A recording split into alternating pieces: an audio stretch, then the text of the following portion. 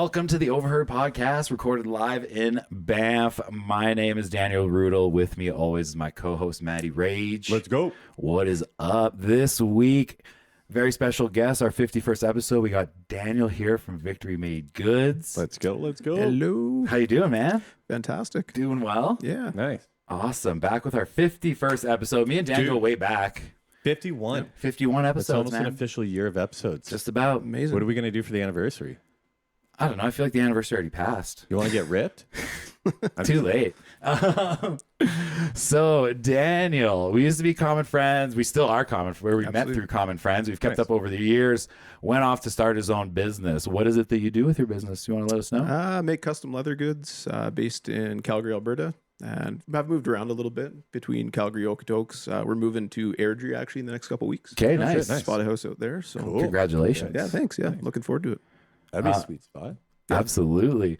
If it's your first time joining us and you want to support what we're doing here, don't forget to hit the subscribe button wherever you're listening to. Give us a follow on Instagram at Overheard Pod Bam for all the latest updates. We're going to show some wild clips later. So follow us on Instagram so you get those, get those first. Also give Dan a follow at Victorymade Goods. His content's amazing. I love like the fast motion of production. Lots of time lapses. Time lapses, that kind of stuff. Super awesome. Super visually appealing in the shop as well. You've done a great job. We'll talk about that a little bit. Excited to build a new space here coming up. Heck yeah, we'll talk about that later. Fun. Yeah. I love building one of my favorite parts. Building a new shop or building like a new little studio space. You're just like, fuck yeah. You get to like, you're like everything that you hated about the old space, you get to just like fix it. Yeah.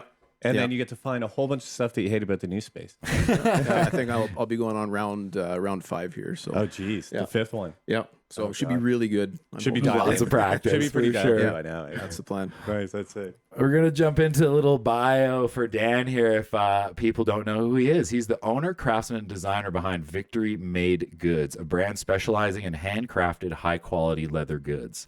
Known for his meticulous attention to detail and dedication to craftsmanship, Daniel holds himself and his work to an uncompromising standard, always striving for improvement and refinement in his designs. Victorymade Goods was born out of curiosity and necessity. In search of a durable, well-made wallet and belt, but unable to afford one at the time, Daniel decided to challenge himself. Could I make this? That simple question laid the foundation for what would eventually become a business rooted in quality, precision, and a relentless pursuit of mastery. Nice. Yep. Good stuff. That's Well, awesome, man. So let's get right into it. You said Calgary originally. What got you into the leather? You said you wanted to make a leather rim belt and that snowballed. How did that play out for you? Yeah, just kind of, I had a friend at the time that was probably a couple weeks ahead of me in this. He was looking for, I don't know, I guess someone to kind of go back and forth with, explore the leather work side of it together. And that was kind of the jump in. Being honest, I didn't really know if I'd have or feel like I had a place in leather work, but he was pretty solid at instilling confidence in me to kind of start and try. Yeah. And yeah, I'd kind of seen some really nice belts, wallets, like we had kind of just talked about there. And stubbornly, I was like, oh, maybe I could figure out how to do this. You know, granted, it was probably, I don't know, five or six wallets before I was kind of landing on something I was actually happy with. Belts, definitely some missized belts in the beginning. Oh, yeah. Yeah, it just kind of came to light that way. So yeah, that's kind of the jump into it, I guess. Well, yeah, we knew each other back then. I think when you started. I think right around that time. Like I had made a wallet for Pete. You'd probably 100%. seen that wallet at that time. I didn't. Yeah. I forgot to get the picture, but he sent me a side by side of the new one he got and the old one. It was crazy different. So he had one of the prototypes. Yeah. Nice. Yeah, it wasn't a prototype. Like I was legitimately trying. I mean, looking at it now, you're kind of like, oh man, you know, what was I thinking? But you can't look at it that way. Yeah. I think you just gotta try, see what you can do. Well, that's a topic we broach with a lot of our guests that are especially into arts. Like a lot of the DJs, like Bonnie Hop said, like keeping your first works around just to remind yourself of how far you've gone. And you know, that wallet's not falling apart. It's still in perfectly good shape. So I think I got lucky in like what I selected for material. And even though I didn't know as much as I know now, I think I guess I guessed right in how I set everything up. And yeah, it's been a really cool journey. How'd you come across the name? So the name would be I guess at the time, trying not to make this too long of a story, but I was doing a lot of stuff, evenings, weekends, dedicating a lot of time. I think I had come across like a quote on Tumblr, maybe somewhere on the internet anyways. And I couldn't even tell you who said it, but the quote was, "There's no victory without sacrifice." And for me, I guess I was kind of chasing my victory at that time, or whatever my version of that victory was, leatherwork. And I was making stuff, so Victorymade, and I didn't want to commit to like leatherwork specifically. I didn't know where things would go, so I chose goods to be a bit more broad, and yeah, just it's kind of stuck, and that's kind of what I've built my name around. Awesome. That's sick, dude. Love the meaning behind it, and like a good tip that I think you followed that we've gotten before is keeping that idea broad, like not putting yourself into a box. Yeah, I don't know how I had the foresight to think that way at the time, but I didn't want to put myself in the box, I guess. So. Makes sense at the beginning of something like that too, right? Like not to like force yourself to do it like one specific way or one thing, you know what I mean? It's the same thing with DJing. Like you get stuck on one style, sometimes you kind of get like funneled into like just this one little channel when you could like branch out a bit, you know what I mean? Yeah, innovate a bit as you go. Yeah. It's I think it's paid dividends for me to kind of be goods versus leatherwork, I think, even though majority of what I do is leatherwork. So Nice. 100%. I think your leather work has a very specific style. Like if I'm looking at this wallet that you got right here with kind of the switchblades, how would you describe the art that you're kind of drawn to in your work? So my art probably pulls more from traditional tattoo style, I guess. Yeah, love something it. I enjoy a lot. I have a lot of tattoos on my body that reflect that, and just something I was kind of very into getting tattooed at the time. I thought, oh, maybe I can learn to draw some of this stuff. And I guess a fun fact about me there too is I didn't know how to draw before starting in leatherwork. No way. So I was like, better figure out some of this stuff if I want to attempt to do it justice. So I would say, traditional tattoo, inspiration, bold, I'll do some kind of plays around typography and lettering that I like as well. Cool. And There's one font that you use specifically that is unreal. I don't know.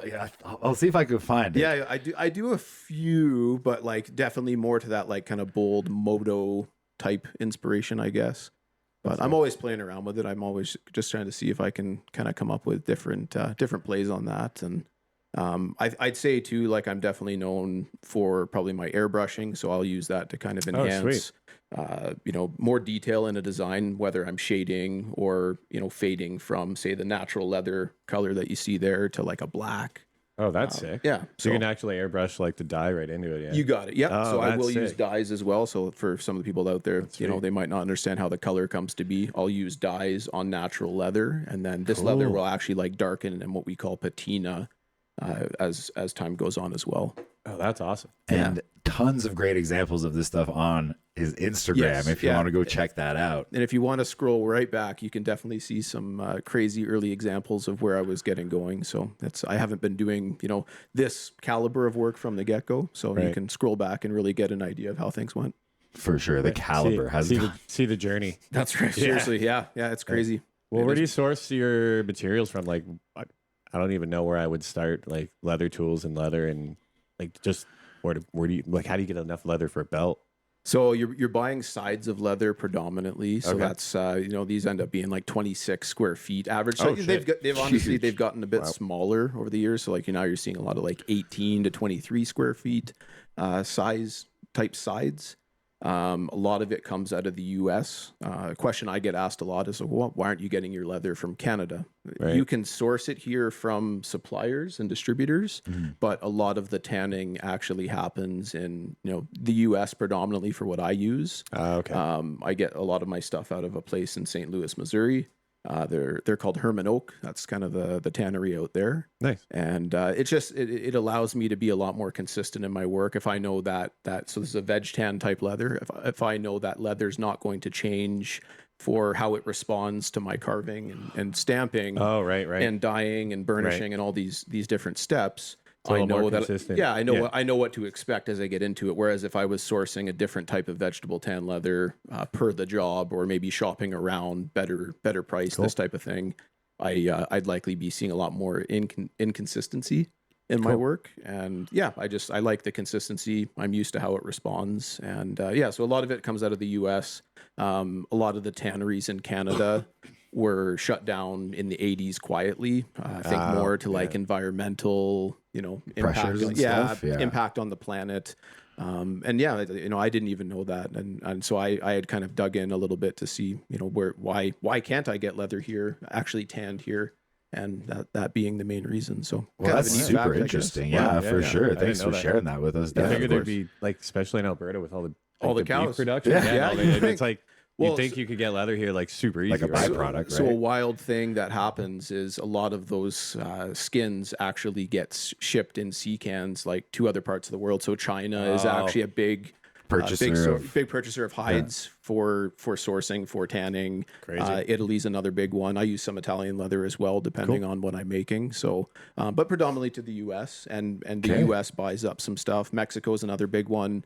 Mexico has got actually a pretty big name in this too, just because they don't have as much environmental regulation. The U.S. clamps down more, but not as much, obviously, as Canada has. Yeah, fair enough. Yeah, that's the idea there. Wow, did you find you had a long was that a long process to find your preferred manufacturers of tan leather, or did you have to did you kind of find one and kind of go with it? I think I fumbled through it more or less. Like I started with what was most economical when I was starting out. I didn't have a lot of money, so just using what the budget suited. And like we initially said, I was very lucky to have stumbled on quality leather and stuff that I knew hopefully that would hold up. And yeah, just kind of came across what I would call Herman oak, so the leather that I'm predominantly carving on now. That's kind of in my opinion, that's the Cadillac of the leather. Nice. I try to stick to that, right? Like I just want to have a good experience working with it, but I also want to give my customers the best possible outcome and longevity. 100%. That's another question. Like, how do you? It takes you a while to figure out like how they're gonna wear in, how long they last, right? So. Was that a long did that make the process longer? Just kind of having to wait for those results to see I've had this thing for 2 months, it's fallen apart, or I'd say in my first year, I did a lot of that testing where I would make the thing, the wallet, the belt, right, what have you, and I would wear it and I would just see how is this holding up? Cool. If you use too light of a leather to make a belt, maybe the belt becomes kind of loose and floppy, the grain kind of loosens up. So that would tell me, okay, I got to maybe go for something a bit heavier. Or we stretch a little it bit could or stretch something. depending on where you're cutting from in the side. The belly of a side tends to have a bit more stretch to it, which the average person's not going to know. So I found that out the hard way too. I remember I think one of my first sides I mistakenly cut into the belly on a side of leather, and I went to pull it through. It's called a skiver, just to kind of lighten the leather around the buckle, and it just went and it stretched. And I was like, oh, that's not good. Then I kind of did some more research. So a lot of what I've done has just been learning on the fly and figuring it out, right? Well, I think that's a big part of why I wanted to bring you on too, is a lot of people don't realize that the leather products that they have, whether it's a wallet, whether it's a belt, whether it's a handbag or whatever, these come from base materials, right? Yes. And I think that having the chance to pick your brain on that process, taking the base material, turning it into something, and a beautiful piece of art, might I add. Yeah, it's a very interesting process to me, for Absolutely sure. It is. Yeah. What are some of the characteristics that you would look for in a high-end product? That jump out to you? What are some things that you specifically do to ensure that your products are high-end? So I would say kind of top level, and I mean, this might apply to people who are also searching for products, maybe not necessarily just from me. I would say you probably want something that's full grain leather, so veg tan. So a lot of what I make, just about all of my products out of, would be veg tan type leather. This is a full grain leather, very strong, durable. It's going to give you kind of the maximum longevity in terms of leather itself. A lot of people, and what they're familiar with, they'll see kind of genuine leather.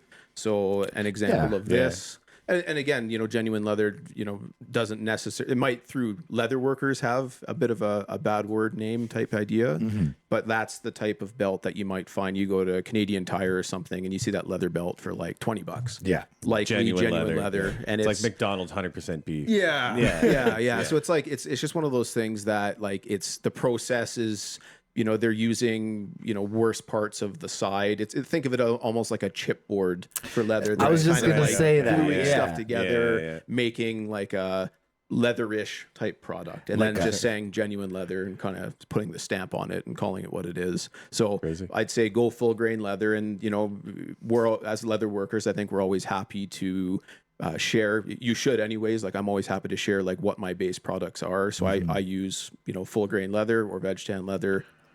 Any competent leather worker is going to be happy to share that information, and that helps to kind of weed out the people who are, there's also a lot of like import, so like people will have goods manufactured in India, China, cheaper parts of the world, import these pieces in, and then just resell them for the spread and the profit, right?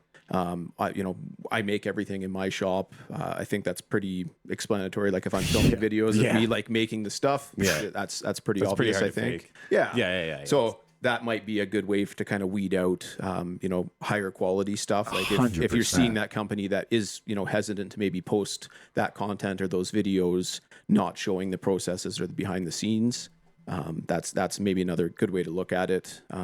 Also, maybe looking at the detail, right? So like, are the stitches straight, for example, or is it, done cheaply or fast on a sewing machine? There's little things like that. You can also get a good stitch on a sewing machine taking your time. Not to say anything bad about that, but just little details like that. You could look at maybe your edges. That's something that us leather workers tend to kind of compete on, if you will. So we're always Who's aiming got for the that smoothest edge? smoothest edge, shiniest edge, that type of thing. That's a process called burnishing, and it's gotten to the point where like guys now are kind of using 10 different grits of sandpaper and spending like crazy. hours on that edge to like be able to see themselves in it, right? So Amazing. it's come a long way, and not that that's a detail that I think promotes the wallet or belt or whatever lasting longer, but it's a nice finishing process, and so you'll 100%. see that in nicer work. So just kind of looking for how stuff's put together, that type of thing. Nice. So those are some things to look for, definitely, if you're out there in the market for some leather stuff. Yes. No doubt. Speaking of leather stuff, Dan brought us these sick hats. Yeah, check There you these go. out. We'll cut to that quickly. No doubt. Also part of what you're doing? Yeah. So I got kind of a little, call it like a promotional company spin-off now. So me and my partner, Melissa, we're working on that. And I bought a laser engraver. So the design on the hats there, if you can see them that far away, was actually done with their artwork. So I just take their vector artwork, we pop it into the laser engraver, and then that can also help to cut out the patch shape as well. So it's just been like a new part of this journey to kind of figure out in the last couple of years of having this laser engraver, and likely something I'll kind of upgrade into a bigger bed here down the road, just to kind of have more volume going through there. Yeah, very cool stuff, Yeah, man. I love it. This is a great hat. I'll be rocking the heck on this for sure, man. Hell yeah. Anything weird or strange? Can you share with us, like I've one of been the more waiting for this one. Yeah, one of the more strange items you may have made, or Yeah. like you don't have to out anybody, but Yeah, I'd say, year one, I had a couple, dog collars under my belt, just kind of making for friends' dogs and stuff like that. And out of the blue, I had somebody reach out and I need a collar made. Seemed kind of thick. Like, this collar seemed thicker than normal. I was like, oh, interesting. Like, maybe it's like some kind of like training collar, what have you, for a dog.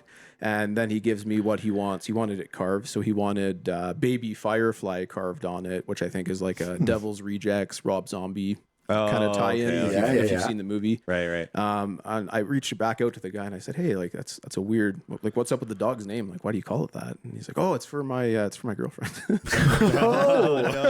It's like, okay. And he's like, can you also put on like a locking clasp? Like, I want to be able to like lock it up and put a lock. I'm like, I'll figure it out. Like, it just, at that time I was kind of more open to just trying different stuff, seeing where things went, being open, I guess, is kind of the big thing. And it was a fun challenge, and definitely have made a few collars since then. Not something I'm certainly known for, but I mean, it's always a unique challenge, right? So I was gonna ask, is that something you get requested a lot? Is that BDSM some kind of play style stuff, leather stuff? I've done some stuff. Like I did like a paddle at one point for my buddy Wes. He lived actually here in shout Banff. Yeah, shout out to Wesley.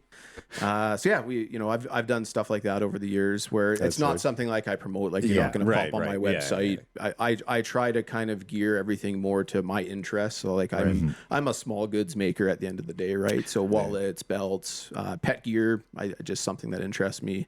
That's kind of the idea. So I don't necessarily say like I'll turn it down, but if it's not really in my wheelhouse, I'll certainly be happy to let my customers know and hopefully refer them to somebody that would be a better fit. Yeah, anything that you'll like flat out refuse to make? Yeah, I think to that, a lot of wearable stuff. Like I'm not really a fashion designer, so I'll get the occasional request like, oh, I need a leather jacket or vest, motorcycle chaps. If there's a lot of points of measurement or like somewhere that like could really, throw off the design or like not fit proper in the end, to me, that's just kind of a train wreck waiting to happen. And I'm not really interested in making those products. So I just simply don't.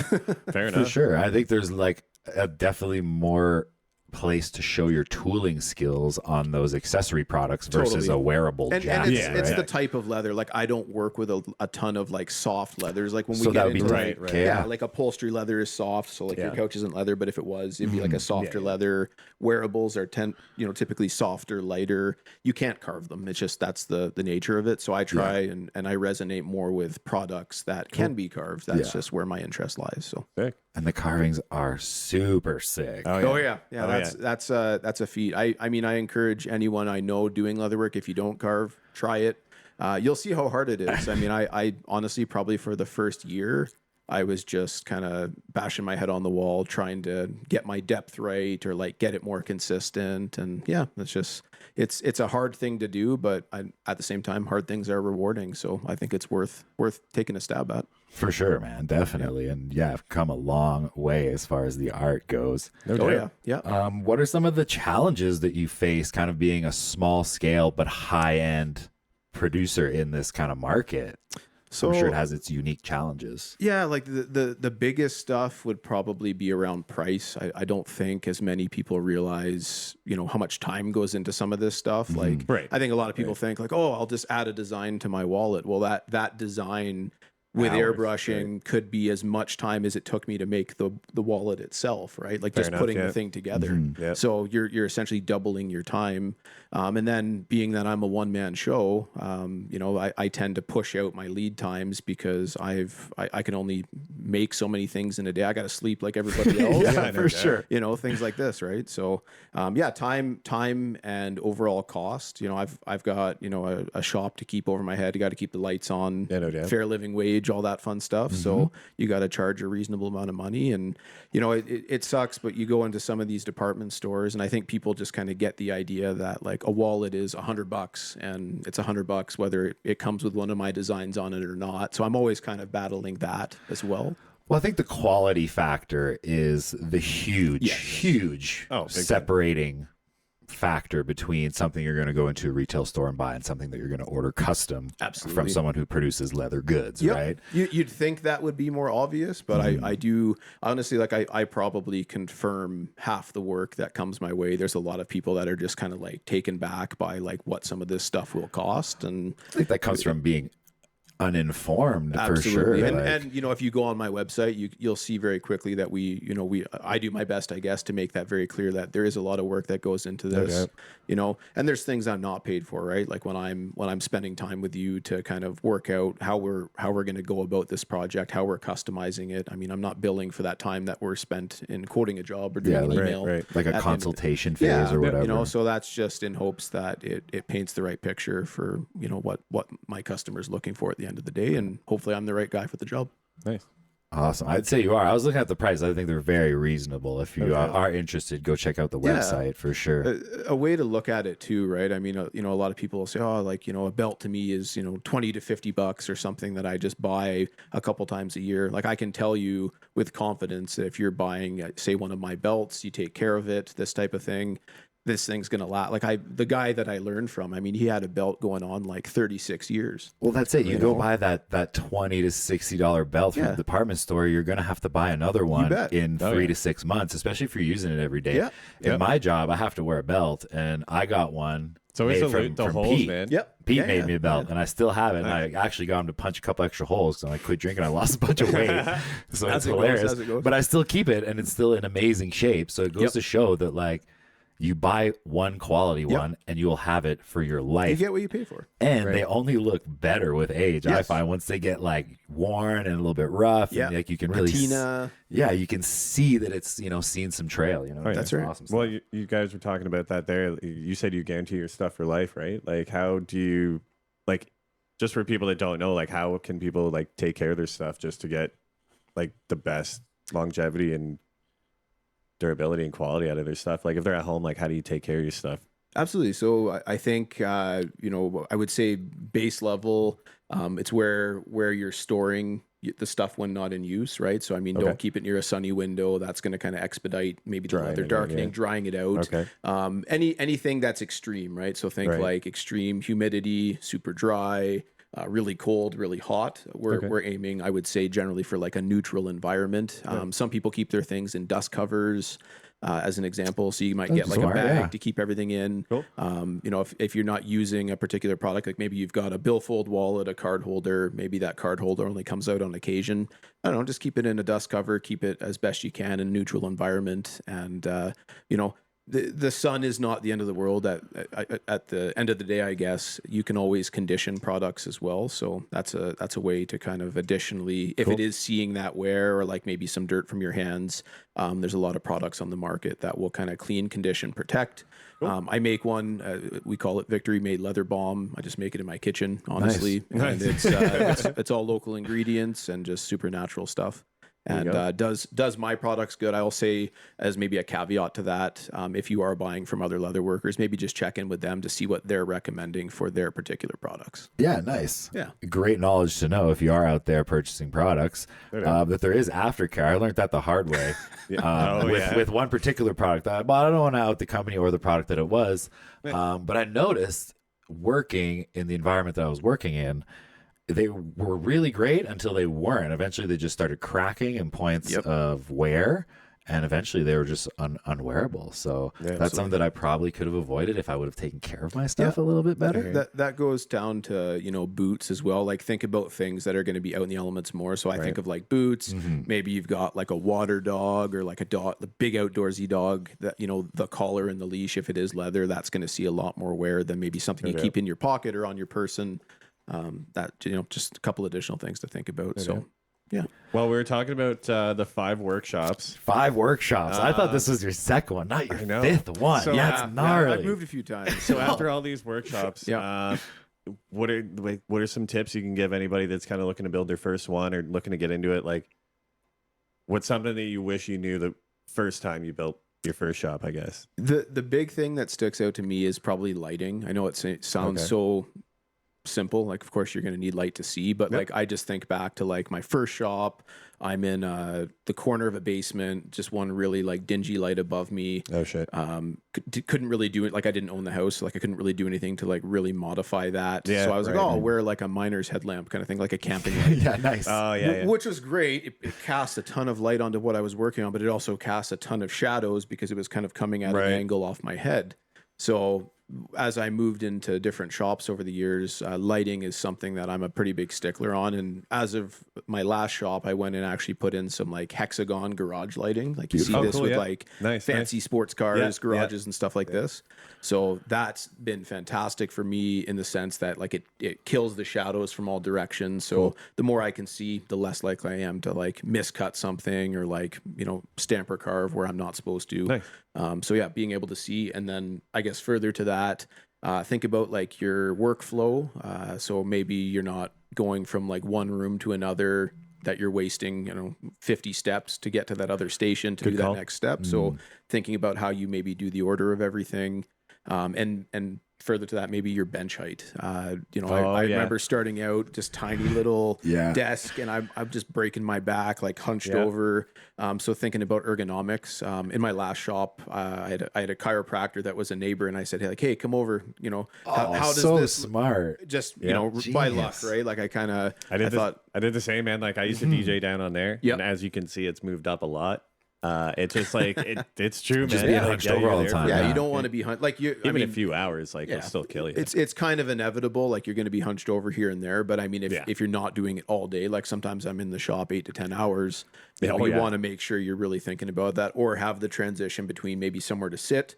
Like sometimes for like a longer carved or stamped project, I'll be able to actually sit down on like a stool, and that'll kind of mix things up a bit for me that way. Nice. Yeah, because as a medium, leather is very tough, Yes. right? Like Yeah, you got to especially be this beating stuff. on that stuff, man. right? Yeah, So no doubt. Yeah, very stiff. must keep you Can nice and jacked up. Yeah, You know what I'm saying? When I'm not in the gym. Do you have any projects that stick out in your mind as something that was like really tough for you to complete? And how did you kind of overcome those roadblocks to get to your finished piece? Definitely. I think it was 24 chairs, and this was a very special type of chair. So I'm not an upholsterer, like I kind of mentioned that earlier. I don't really do upholstery, but I had a friend of mine in Calgary that had kind of taken on a project for South Block Barbecue. He had assumed that the job could be done through upholstery. The upholsterer essentially came back and said, no, we're not, this Can't isn't do our that. wheelhouse. Like, we don't know what to do here. We recommend doing something else. So he was in a panic because he had all of these frames, like he had these metal fabrication frame chairs done. Oh, sick. The That's cool. framework, I guess I should say. And he said, okay, I need a seat for these, but I don't know how that's all going to work. Like maybe something can be suspended, this type of thing. So there was a big calculation on my part to kind of figure out, how much leather is going to be required. How are we going to keep the seats from kind of bending in on themselves? Like he wanted them to be like nice and So you wanted the stable. leather to be the seat part of it? You got it. So, okay. so essentially, suspending Yeah. a seat. Yeah, but yeah. then if we were just to use like regular veg tan leather, you would have got like a dip in the leather. for And sure, So right? then it was like, okay, well, the next step would be, I guess, logically to put in some kind of core or make them more firm. So then we added like a really thin but robust plywood core, added some seat foam on top of that, and then I encased it with like 2 really heavy duty pieces of leather. Wow, cool. So it took me a while to come up with a prototype. That was kind of I got the go ahead on that, and I was like, okay, cool. 23 more to make. Wow. So then it was like, okay, let's get all the raw materials in. So I think it ended up being like 18 sides of leather. Big deal. The problem, so this was the first hiccup, they didn't have enough sides ready to go on that shipment. So they're like, it's going to drag out a bit longer. I had kind of sold myself short in terms of the timeline for the project. Okay. So at that point, because the materials were taking longer to get here, I was delayed. And then, of course, once they got here, I had to make everything. So that's the next deal. Brutal. And once it finally showed up, so I guess how I overcame it in the end, it was, I think I pulled almost 2 days straight being awake. I think it was like 47 hours. No way. Yeah. Damn. And Hammering out the order. I was just running on coffee, Monster Energy, and just trying to make ends meet. And we delivered on time. Like I had everything into that restaurant for, I think they were opening up a separate division or maybe a renovation cool. back end to that restaurant, I guess. Wild. And that's where the chairs were for, but like they needed to be in that day. And yeah, it was just nuts. So I kind of bit off more than I could chew. I probably should have had an additional set of hands to help maybe more in the production. I had my friend Nate come in the end there to help me pop rivet everything up into the frames. And that was super helpful. So shout out Nate. Thank you for your help in that. Kind of made it come through in the end. Awesome. And yeah, that was probably the worst I've ever got in over my head. Well, I mean, these are some of the things you don't know until you cross that bridge, Absolutely. right? Until you take on Throw an order or yourself in, something. figure it out later. Yep. I love it, man. That's we're big about that, man. That's what we're all about for sure. Well, you mentioned you had your buddy and to help you out. Do you see Victorymade Goods kind of being a solo project, or are you planning on kind of bringing in a helper too in the future? I think selfishly, I'll probably keep it more to my thing as much as I can, just because, I don't know where I'm going to want to take it in the next 5 years. Right. I like taking on projects that interest me. that's what's, I guess, allowed the progression to happen. Right. It's just my curiosity and that type of thing. Fair. I might sub out, the occasional subcontracted deal. Like if I take on something, maybe like another restaurant job like this, I might have like another, maybe not. yeah, another person kind of come in and help me put some stuff together. Cool. I would probably lead that charge still, but just having maybe that second set of hands, Right. being open to that idea, but no one that would be, I guess, brought in full time. Like I wouldn't have employees for this, that type of thing. So, Well, I think we can definitely jam with that idea too of less cooks in the kitchen is Absolutely. kind of like having to not put up with, but deal with other people's expectations or work ethics or, whatever comes with collaboration. There's always multiple things that can come up when we're doing that, of course. yep. What's been the most rewarding part of this journey for you? Honestly, I mean, maybe cliche or what you'd expect, but I mean, I get to do what I love for work. I've been able to kind of develop these skills and make tangible products that people see value in. I mean, I think that in itself, I feel very lucky. I take nothing for granted. I've worked very hard at this too to build For my sure. shop. No doubt. Everything. So I mean, there's a lot that way, but yeah, still feel very, very grateful that I get to do this every day, and it's been awesome to build, and we'll continue to develop, I'm sure. Right on. That's sick. I So think- how can people get in touch with you if they're looking for a project of their own or commission of some kind? So Instagram for sure. Cool. I'd say website's nice because it kind of keeps everything all in one spot.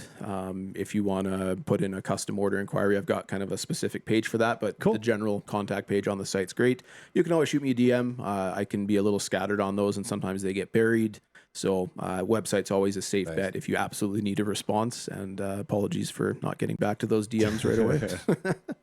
Honestly, you've been the most responsive to any Okay. DMs I've ever worked with a guest. yeah. It's been such a treat working with you, Dan. You've been awesome. So I can say from my experience working with Victorymade Maybe I'm hard Goods- on myself. I don't know. Yeah, I'd say so. One last question before we move on to some posts of the week. Let's go. One thing that we focus a lot on the podcast is people that turn their passion into their business, whether it be Good point. DJs, comedians, or in yourself, leather craftsmen. Sure. What advice could you give to people out there that maybe want to turn their passion into their business? Yeah, like be curious. Just start. I think there's a couple simple words there, but I'm still curious about what I do, and I think that's what fuels me to develop further in my work. I'm just, I wonder what would happen if I did this. I say to a lot of people I've chatted with privately over the years, don't be afraid to experiment. There's a lot of opinions out there, especially with YouTube. A lot of people that get into this year one, they just want to make content showing their stuff, but maybe they haven't really put in the footwork. That content I think is still valuable, but don't be afraid to kind of test it, kick holes in it. I think that's so important, and I've never stopped doing that. A lot of my maybe even some of the stuff I'm known for now, it has just come as a result of me being willing to experiment and try. So yeah, just try. Don't let the fear of the unknown keep you from doing the thing either. So that's what I resonate with for sure.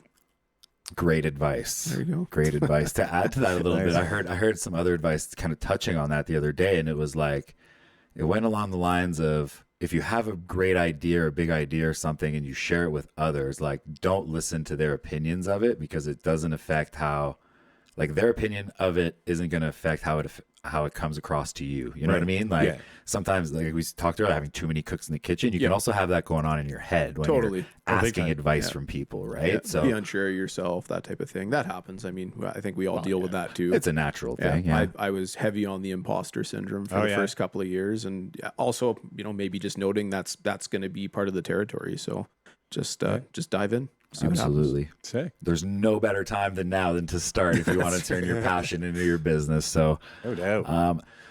we're going to cut to a little ad here. Drink Shaft. Dan, if you ever need to pull another all-nighter and you don't want a Monster Energy, you want a nice naturally caffeinated product, we're going to tell you a little bit about it here. A word from our sponsors. This episode is brought to you by the Non-Alc Shaft. If you're looking for a clean energy drink that's gluten-free, vegan, naturally caffeinated with real coffee, perfect for the quick pick-me-up in the middle of the afternoon, or heck, in the morning when you're on the way to the hill, be sure to check out the beautiful black non-alc can sold as singles or as 4-packs down at Townhouse Liquor. I know my fridge is stocked up.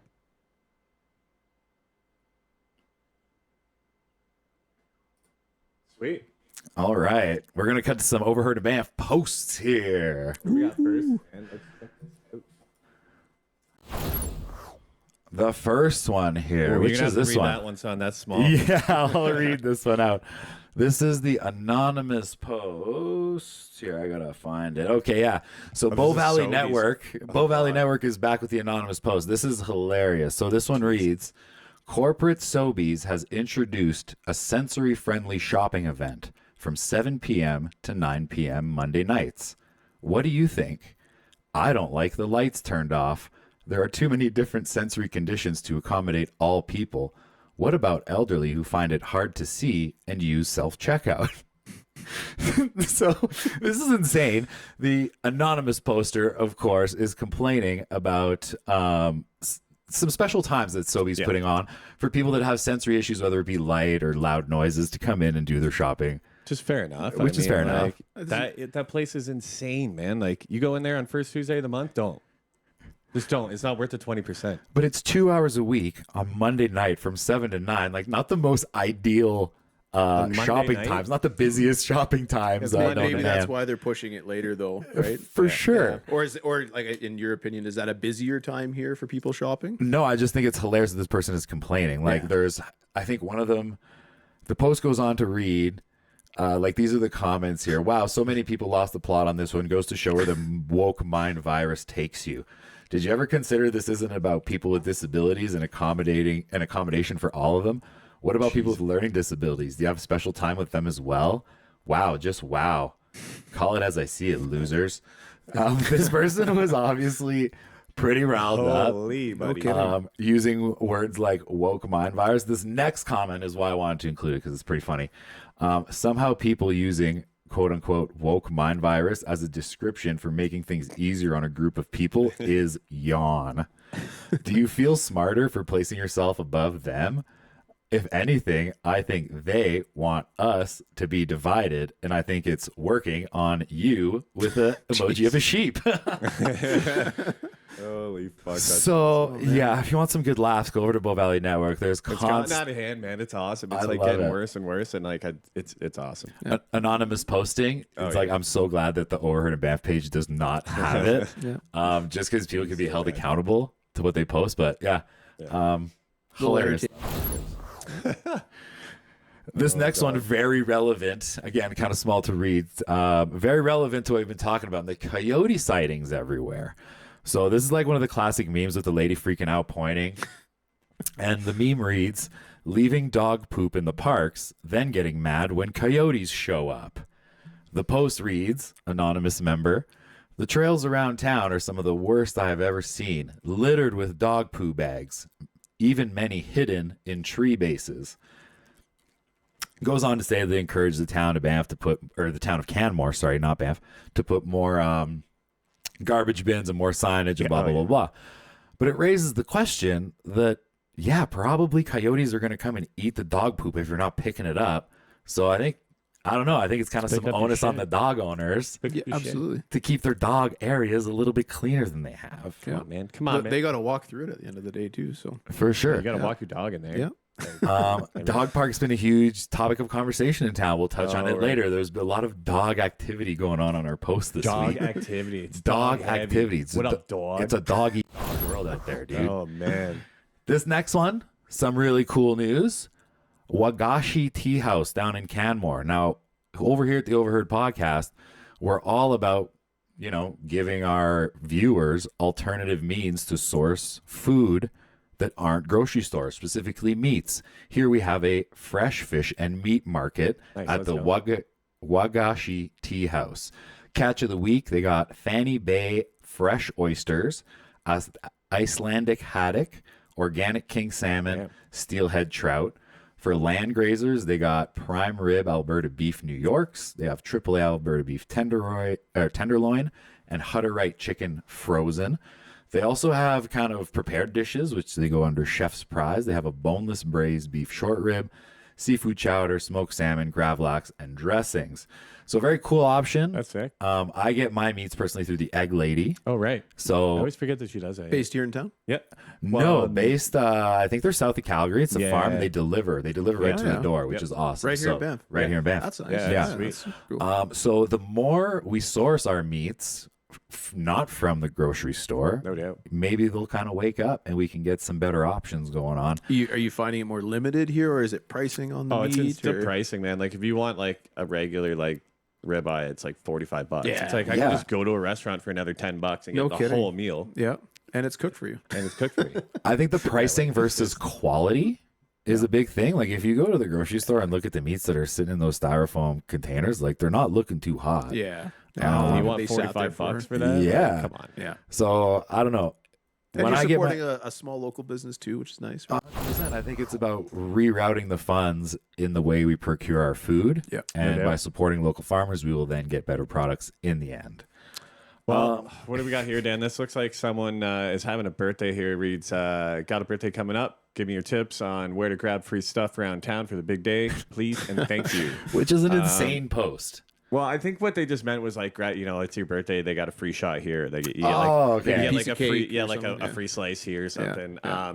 But the comment section did not, The did comment not pick section. up on this. So first one, you can get free lodgings for the night at the RSMP detachment if you play your cards right. That's right. So then the original poster goes back to say, I save those aces and kings for towns I pass through, not towns I live in, which is a hilarious reply. Like, yeah.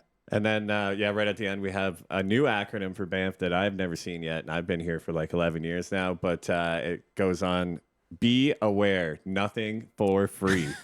So, Hilarious. yeah, it was a pretty good exchange. Like were there any posts that actually gave this person like ideas? So there are a couple of places where you can sign up and get like a free appetizer Oh, I or think like like the a brew free house or whatever. Yeah. So there are those kinds of things, which upon reflection, I think that's kind of what he's looking for. I kind of read it like he thought these guys was looking for like birthday presents or something. Yeah. So yeah, that's rude boys be like, can I get that pair of shoes for free? It's my Yeah, birthday. right? What? Come on. Come on, man. for trying. Oh God. This next one here is about a survey that's going on in the town of Canmore. So we talked about a survey last week with the dog park. We're going to touch on that a little bit later. This is one called Connect Downtown, Planning a Vibrant Town Center for Canmore. The post goes on to read, please complete the latest Town of Canmore survey. You have to do so by March 2nd, I believe. I've included some sample questions in the comments because I'm really concerned this survey is just being seen as a necessary step and the decisions have already been made. I'm really hoping it's just me. Now, we touched on this a little bit last week with the wording of a lot of these surveys. They're worded as if these plans are already in motion, like these things are already put in place. Right. Now, one of the comments on this post particularly, I wanted to read it because it's very long. I didn't want to post it, but I felt like people needed to hear it. So this, I'm not going to say name who said it, but it reads like this. It's sad to say, but in all reality, and based on what we've seen so far, you can complete all the surveys, write all the letters, and post all the opinions you want. But at the end of the day, nobody listens, nobody reads them, nobody cares, nothing changes. Giving you the choice to complete a survey or to send a letter only serves the purpose of giving you the illusion of choice. But clearly the truth is, you have no choice, you have no say, your voice means nothing. Any idea that this town will savage any type of connection to nature or common sense, or has any respect for the thoughts, wishes, or opinions of the residents in it is just an idea. That is a slowly circling drain. The green in our parks will always take a back seat to the green in the developers' wallets. So let the trolls jump on me now, criticizing, insulting, and calling names. The truth is, you can call me anything you want, but based on history, the one thing you can't call me is a liar. Pretty intense comment. So huge rant. To make things clear, this is specifically speaking about the town of Canmore and what they're doing, not about our beautiful town of Banff. Right. But it kind of touches on the same thing in that some of the population feels that sometimes their voice is lost. Right. Which is something that we are going to fight hard for here at the Overheard podcast to make sure those voices aren't lost anymore. No doubt. And kind of build that connection between those that are running things and those that are at the bottom end of what's happening. So stay tuned. We're going to bring you a lot more content that's more kind of politically motivated, not politically motivated, but just kind of covering all angles, right? Yeah. There's obviously a disconnect between the citizen and people running the towns, whether it be Camo, whether it be Banff. And we're just going to be exploring it a little bit more. Yeah. So yeah, very interesting rant. The end was spectacular. The only thing you can't call me is a liar. Yeah, some very strong words from this poster. So Yeah. at least the surveys are being taken place. If you feel they could be worded differently, that's something I think that maybe the councils need to address themselves. And yeah, we'll cover more in the future. Nice. Well, what do we got here? Here we have some lighthearted stuff. Yeah. This is actually our boy Shawayne that posted this. I kind of blurred the yeah. name out just out of habit. Big shout out to Shawayne. He just dropped his latest see this. book, his 11th book. Right. He posted a beautiful, beautiful picture of just a nice little family of deer cruising in front of the Fairmont late night, a common scene that you'll see in the town of Banff, which brings us to our next piece of content, which goes to show, it kind of ties the two together, Yeah. the dogs and the deer. So this is A little bit of a trigger warning. yeah, I don't know. It's nothing crazy. It's just an interaction between a dog and a deer. It looked like everything ended up all right. The deer was okay. But yeah, check this out. What are you doing, you moron? No! The dog's gone by the ear? God damn! Oh no! Lady, you're gonna get kicked in the face, man. Oh my gosh, she's gonna get gored, man. If it was my dog, I'd get that. Oh no!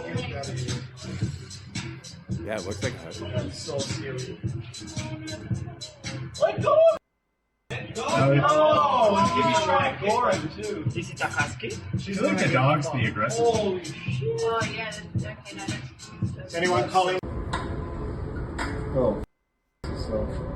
And this is not the only one. Oh, come on.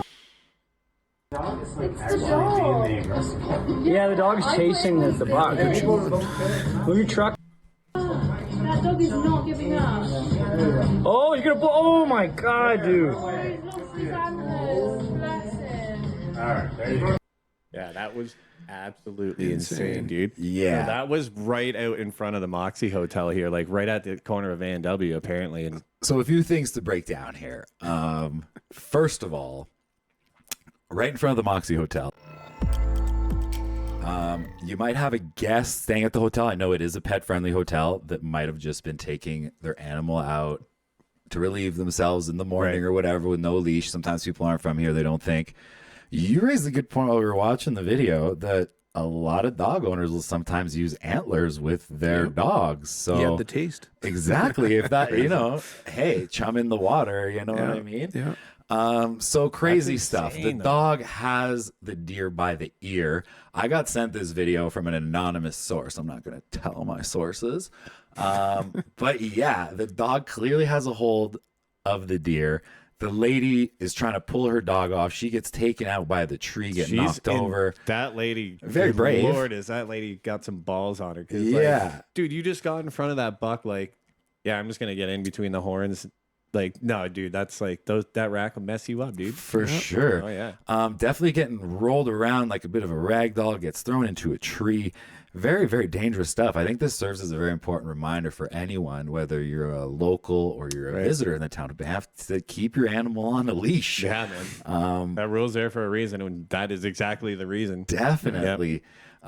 So yeah, to all you guys out there, Well, and we don't even know that if she had it off a leash or not. Like, who knows? That thing Could've just was bolted. big enough. Could have just bolted off and pulled her right over on the ground. well, I mean, I that's a dissected the video a little decent-sized dog. further. I couldn't see a leash hanging. Like I zoomed in and I couldn't see a collar. Yeah. So Crazy. again, it is looks like a fluffier dog. So maybe there's a collar that's hidden there. I can't say for sure. Damn. But very on topic for what we've been talking about with the dog park and the need for it. Bam. Which brings us right to our final slide of the day. This Final slide of the friggin' day. dog park. So the survey is closed. We hope that you've gone out and filled out Right. our Town of Banff survey to let our counselors know what you think about that project. The survey closed February 23rd, but it will be discussed on March 24th at that town council meeting. So they're going to be taking the reports of the survey, breaking it down, and kind of figuring out whether they want to go ahead or they need more public opinion or what the plan is moving forward. Nice. So we've been meeting with town council. They've been reaching out to the podcast, certain councilors, and we're discussing these topics. People the right information, basically. No doubt. So one counselor mentioned to me that this was not set in stone. They are collecting the survey. They are going to take everything into account and then move on from there. That being said, we're taking all opinions into account. If you do have opinions on it, we're meeting with more counselors later today. So send them on through the pod. If you have something that you want us to ask, we can clear up on the next episode. One thing, we've opened that communication with them, so at least we will be able to provide you guys with better information moving forward. So we want to give a big shout out to Banff Council for reaching out and meeting with us, and so that we can keep the public better informed. Because like I said earlier, I think that's where lies the problem, is the lack of engagement from the younger end of town. Like I want to say more people my age and younger, and then kind of reacting when these things are quote unquote put in place, which they might not even be, and kind of freaking out. So I think by having more communication, we can kind of avoid these pedestrian zone type issues in the future where people are fighting back for something that they don't want. So hey, big shout out. We're moving forward. It's awesome. I think that's it, Dan. That's all we got for today. I think that's all the slides we got. That's all we got for today. Big thanks to Dan for coming in. He came all the way in from Calgary for having a chat with us. Thanks for having me, guys. Appreciate it. Make sure you go follow him on Instagram at Victorymade Goods. Check out his website. Absolutely killed this. For sure. I absolutely killed new the lids merch. for the boys. Oh, Absolutely. So if you have any branding stuff moving forward, you can always contact him for that. Also makes tremendous gifts for loved ones, birthdays, Valentine's Day, all occasions, Christmas. Nothing better than a personally engraved piece. Just give me a heads up. I do get pretty booked out heading into Christmas and stuff. So so take advance. These good things take time, as they say. Big thank to our sponsor, Drink Shaft. Go pick yourself some up at Townhouse Liquor if you want a non-alcoholic, great little pick-me-up. Other than that, give us a follow. Give us a follow. Give us a like. We got more stuff coming up. Do we want to shed any light on our guest for next week, Dan? Do we want to give a little tease? Not yet, I don't think. Stay tuned. We're going to make them wait. Stay tuned. Follow us on Instagram, I think. Yeah, follow us on Instagram. We're going to meet with someone today. There you go. For an episode next week that should be pretty big. We're going to touch on more town of Banff stuff. Hopefully, some conservation and just kind of what we're all about here in the town of Banff. So thank you, everyone, for tuning in and listening. Thanks again to Dan. Thanks to the sponsors. And like every week, see you next Tuesday. Peace.